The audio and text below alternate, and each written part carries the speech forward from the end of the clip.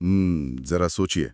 आपके हाथ में एक एकदम नया 4K कैमरा है, एक बहुत ही बढ़िया इंटरनेट कनेक्शन है, और आपको लगता है कि भाई इस डिजिटल दुनिया में हम पूरी तरह से सुरक्षित हैं। हाँ, वो एक अजीब-सा अति आत्मविश्वास आ जाता है ना आजकल हम सब में। बिल्कुल। हम तो यही मान बैठे हैं कि तकनीक ने हमें अजेय बना दिया है। लेकिन सोचिए, क्या हो अगर यही आधुनिक तकनीक जिस पर हम इतना गर्व करते हैं, वो आपको बचाने के बजाय एक बहुत ही पुराने खौफ का सबसे बड़ा हथियार बन जाए। ये तो काफ़ी डरावना ख़्याल है। है ना? तो आज की इस गहन चर्चा में हम जिस केस स्टडी की गहराइयों में उतरने वाले हैं, वो उत्तर प्रदेश के एक छोटे से गांव बरुआ की एक बहुत ही अजीब घटना है। हमारे स्रोतों में इसे द हॉन्टिंग ऑफ काली हवेली का नाम दिया गया है। जी। और हमारा मिशन आज सिर्फ कोई डरावनी कहानी सुनाना नहीं है, बल्कि हम ये डिकोड करना चाहते हैं कि जब आज की युग का ये जो अहंकार है और जो पुरानी लोक मान्यताएं हैं, वो जब आमने सामने आती हैं तो असल में जीतता कौन है। हमारे पास जो भी नोट्स हैं, जो स्रोत हैं, वो एक वीरान हवेली के बारे में बताते हैं। हम्म। एक ऐसी जगह जहां सूरज ढलने के बाद गांव वाले जाने के ख्याल से ही कांप उठते हैं, और जहां से रात के अंधेरे में रोने, हंसने और दरवाजे पर भारी दस्तक की आवाजें आती हैं। तो चलिए इसके हर पहलू को खोल कर देखते हैं। बिल्कुल। और देखिए, यहाँ जो बात मुझे सबसे ज़्यादा आकर्षित करती है, वो ये है कि इस पूरी घटना में 2 बिल्कुल अलग-अलग दुनियाओं का टकराव हो रहा है। अच्छा, वो कैसे? मतलब एक तरफ तो हमारे पास गाँव वालों की वो पीढ़ियों पुरानी चेतावनी है कि जो भी उस हवेली में गया है, वो कभी वापस नहीं आया। हाँ, जो कि एक क्लासिक हॉरर ट्रोप लगता है सुनने में। लेकिन देखिए, समाजशास्त्र के नजरिए से ये सिर्फ एक अंधविश्वास या डर नहीं है, ये उनका संचित अनुभव है। सही कहा। ये एक तरह का सर्वाइवल रूल है, यानी जीवित रहने का नियम, जिसे उन्होंने अपने समुदाय को बचाने के लिए कई सदियों में विकसित किया है। और वहीं दूसरी तरफ हमारे पास राहुल है। वो शहर से आया हुआ यूट्यूबर। हाँ, जो इस चेतावनी को पूरी तरह से खारिज कर देता है। उसके लिए ये कोई नियम या असली खतरा है ही नहीं, उसके लिए सिर्फ कंटेंट है। मतलब दोनों के सोचने के तरीके में जमीन आसमान का फर्क है। मुझे तो राहुल का वो कैमरा और स्मार्टफोन ना आज के जमाने का कवच लगता है। अच्छा, दिलचस्प नजरिया है। हाँ, मतलब जैसे पहले लोग जंग में लोहे का सूट पहनकर निकलते थे ना, वैसे ही आज हमें लगता है कि अगर हाथ में फोन है, हम लाइव स्ट्रीमिंग कर रहे हैं, तो हम अमर हैं, हमारा कोई कुछ नहीं बिगाड़ सकता। ये काफी हद तक सच है। वो गांव वालों की बातों को महज एक पिछड़ापन मानता है, और रात के समय उसी आधुनिक कवच के साथ उस काली हवेली में घुस जाता है। लेकिन रुकिए, मुझे यहाँ थोड़ी असहमति है आपसे। बताइए।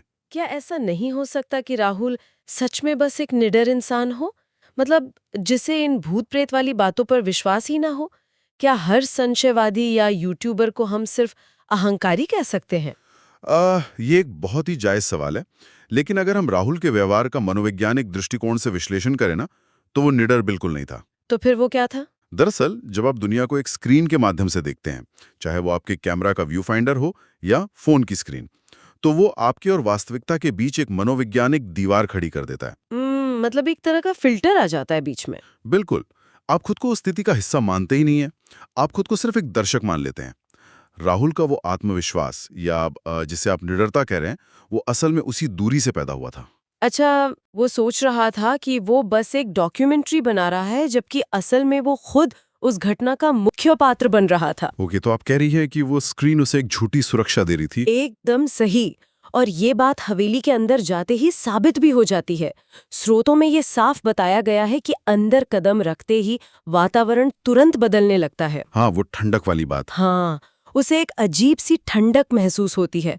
मतलब ऐसा लगता है जैसे अचानक किसी ने उसकी गर्दन पर बर्फ का टुकड़ा रख दिया हो। दीवारों पर जाले हैं, चारों तरफ धूल है और हवा में एक सड़ी हुई गंध है। बाप रे। मतलब हवेली का माहौल बहुत स्पष्ट रूप से शत्रुतापूर्ण था। लेकिन राहुल क्या करता है? वो कैमरे में देखकर कहता है कि यहाँ कुछ भी असामान्य नहीं है। वो अभी भी डिनायल में है। बिल्कुल। और तभी उसे पहली बार एक आवाज सुनाई देती है, ठक ठक ठक। एक बहुत ही धीमी लेकिन एकदम स्पष्ट दस्तक। हाँ, और उस दस्तक पर राहुल की प्रतिक्रिया क्या होती है, ये सुनकर मुझे हंसी भी आई और हैरानी भी हुई। वो कहता है, शायद हवा होगी। हाँ। मतलब एक बंद धूल भरी हवेली में जहां खिड़कियां सालों से बंद है, हवा का कोई नामो निशान नहीं है, वहां एक स्पर्श दस्तक को वो इंसान हवा मान लेता है। ये कैसे संभव है? देखिए, यही तो इंसानी दिमाग की सबसे बड़ी कमजोरी और बचाव का तरीका है। इसे मनोविज्ञान में कॉग्निटिव डिसोनेंस या संज्ञानात्मक असंगति कहते हैं। जब हमारा सामना एक मिनट, ये कॉग्निटिव डिसोनेंस थोड़ा भारी शब्द हो गया। आसान भाषा में इसका क्या मतलब है? जो लोग हमें सुन रहे हैं उनके लिए इसका कोई रोजमर्रा का उदाहरण दे सकती है? जरूर। मान लीजिए आप अपने घर के लिविंग रूम में बैठे आराम से टीवी देख रहे हैं और अचानक आपको जलने की तेज बदबू आती है। आपका दिमाग तुरंत ये नहीं सोचेगा कि मेरा घर जल रहा है और मुझे बाहर भागना चाहिए। इसके बजाय आपका दिमाग कहेगा कि शायद बाहर कोई कचरा जला रहा है या शायद पड़ोसी के घर में कुछ जल गया है। अच्छा, मतलब दिमाग तुरंत सबसे खराब स्थिति को मानने से इनकार कर देता है। बिल्कुल, दिमाग खुद को पैनिक या सदमे से बचाने के लिए तुरंत तार्किक बहाने खोजने लगता है और राहुल के साथ ठीक यही हो रहा था। समझ रहा हूँ। उसका दिमाग उस दस्तक को एक भूतिया खतरे के रूप में स्वीकार कर ही नहीं सकता था, क्योंकि अगर वो ऐसा करता तो उसका वो जो आधुनिक कवच था वो उसी पल टूट जाता। हाँ, उसका सारा घमंड चूर चूर हो जाता। सही कहा। इसलिए उसने तुरंत एक पैटर्न ढूंढा कि दस्तक मतलब दरवाजा हिलना और दरवाजा हिलना मतलब हवा। ये कोई तार्किक निष्कर्ष नहीं था, बल्कि खुद को शांत रखने की एक हताश कोशिश थी। यार, यहाँ से ये विषय वाकई बहुत दिलचस्प हो जाता है, क्योंकि वो जो झूठी शांति थी ना, वो बहुत देर तक नहीं टिकती। बिल्कुल नहीं टिकती। जो घटनाक्रम है वो सिर्फ महसूस होने वाली ठंडक या दूर से आती आवाजों तक सीमित नहीं रहता। सुरोद बताते हैं कि राहुल आगे बढ़कर एक कमरे में जाता है। उस कमरे के बीचों बीच एक पुरानी कुर्सी रखी है। राहुल के हाथ कांपने लगते हैं, लेकिन वो कैमरे में कहता है कि ये शायद उसकी आंखों का धोखा है। फिर से वही कॉग्निटिव डिसोनेंस। हाँ, और फिर उसके ठीक पीछे से एक फुसफुसाहट आती है, तुम यहां क्यों आए हो? वो मुड़ता है, लेकिन वहां कोई नहीं है। और इसके बाद जो होता है वो सच में हैरान करने वाला है। हाँ, वो सोने वाली बात। जी, रात के 12 बज चुके हैं और राहुल अपना बैग एक कोने में रखता है और सोने की कोशिश करता है। मतलब मुझे अगर रात को किचन से एक बर्तन गिरने की भी आवाज आ जाए ना, तो मेरी नींद उड़ जाती है। और ये भाई साहब भूतिया हवेली में स्लीपिंग बैग बिछाकर सोने की कोशिश कर रहे हैं। ये निडरता है या बेवकूफी की पराकाष्ठा? सुनकर ये बेवकूफी लग सकती है, लेकिन न्यूरोलॉजी के हिसाब से ये बहुत ही स्वाभाविक प्रतिक्रिया है। सच में? हाँ, देखिए, जब हम खतरे में होते हैं तो हम सब ने फाइट या फ्लाइट यानी लड़ो या भागो के बारे में सुना है, लेकिन एक तीसरा रिस्पॉन्स भी होता है, फ्रीज या शटडाउन। अच्छा, शटडाउन। जी, जब दिमाग पर बहुत ज्यादा मानसिक दबाव पड़ता है और वो स्थिति को प्रोसेस नहीं कर पाता तो सिस्टम क्रैश होने लगता है। ओह, तो वो थकान नहीं थी? नहीं, राहुल का सोने की कोशिश करना कोई बहादुरी नहीं थी, ये उसके दिमाग का शटडाउन रिस्पॉन्स था। वो वास्तविकता से इतनी बुरी तरह कटना चाहता था कि उसका शरीर नींद या बेहोशी का सहारा ले रहा था। बाप रे। वो कुर्सी का हिलना और फुसफुसाहट ये मनोवैज्ञानिक डर थे जिन्हें उसका दिमाग अभी भी थकान या वहम कहकर टालने की कोशिश कर रहा था। लेकिन वो वहम वाला बहाना ज्यादा देर तक नहीं चलता, क्योंकि इसके बाद एक बहुत ही ठोस घटना घटती है। हाँ, जो सबसे डरावना हिस्सा है। स्रोतों के अनुसार दरवाजे पर फिर से बहुत जोरदार दस्तक होती है। राहुल उठकर दरवाजा खोलता है, बाहर कोई नहीं है, लेकिन जमीन पर गीले पैरों के निशान हैं। और वे निशान हवेली से बाहर नहीं जा रहे हैं, वे धीरे धीरे कमरे के अंदर की ओर आ रहे हैं और इसके तुरंत बाद दरवाजा अपने आप जोर से बंद हो जाता है। ये रोंगटे खड़े कर देने वाला पल है। सच में मुझे इस गीले पैरों के निशान वाले विवरण ने अंदर तक हिला दिया। मैं आपसे ये समझना चाहता हूँ, वो कौन सा सटीक बिंदु होता है जहां राहुल का दिमाग ये मान लेता है कि अब उसके सारे तर्क खत्म हो चुके हैं? क्या ये वो पैरों के निशान थे? अगर हम इसे व्यापक संदर्भ से जोड़कर देखें तो बिल्कुल, वे पैरों के निशान ही वो ब्रेकिंग पॉइंट थे। मतलब अब कोई बहाना नहीं बचा था? बिल्कुल। आप फुसफुसाहट को हवा की आवाज कह सकते हैं, आप कुर्सी के हिलने को आंखों का धोखा कह सकते हैं, लेकिन आप जमीन पर छपे पानी के निशानों को वहम कहकर नहीं टाल सकते। हाँ, वो तो एकदम सामने है। वे भौतिक प्रमाण थे, वे इस बात का सबूत थे कि जो भी चीज वहां थी उसने अब राहुल के उस मनोवैज्ञानिक दायरे से निकलकर भौतिक दुनिया में कदम रख दिया था। यानी अब खतरा सिर्फ दिमाग में नहीं था, वो सच में कमरे के अंदर आ चुका था। सही कहा।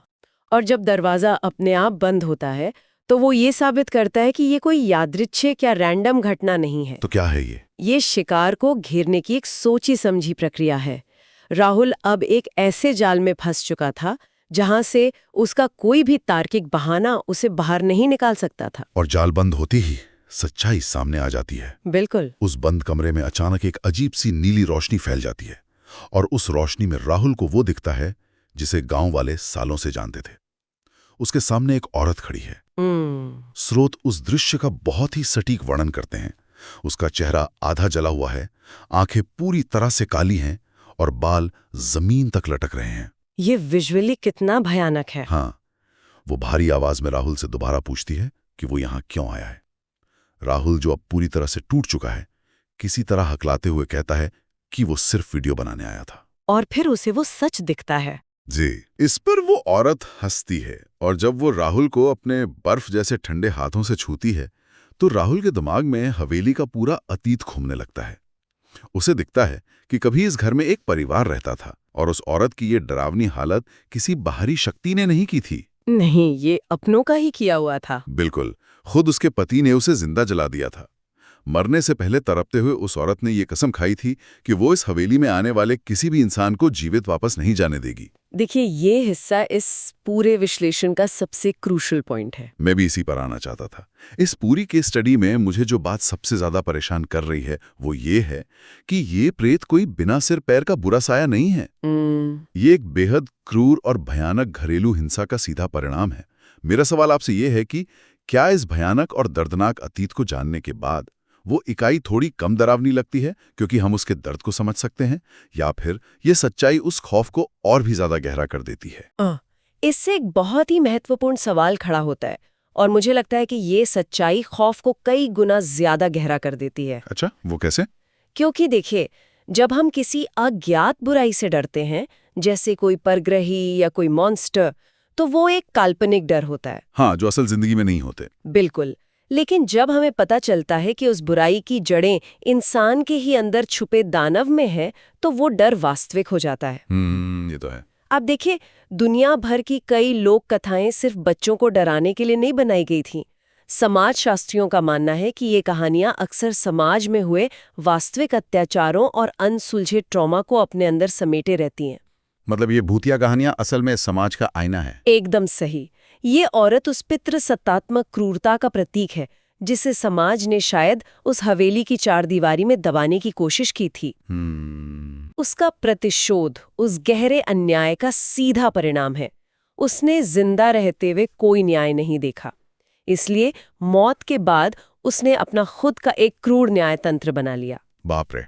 एक ऐसा सिस्टम जहां कोई कोर्ट कचहरी नहीं है, बस एक सीधा नियम है, जो यहां आएगा वो मरेगा। और इसी न्यायतंत्र का शिकार राहुल बन जाता है। हाँ। स्रोत बताते हैं कि वो भागने की कोशिश करता है, लेकिन उसके पैर जमीन में जकड़ चुके हैं। वो दया की भीख मांगता है, चीखता है कि वो चला जाएगा और कभी वापस नहीं आएगा। लेकिन वहां दया के लिए कोई जगह नहीं थी। बिल्कुल नहीं। जैसा कि आपने कहा, उस औरत की न्यायतंत्र में दया है ही नहीं। उसकी आंखों में कोई रहम नहीं था।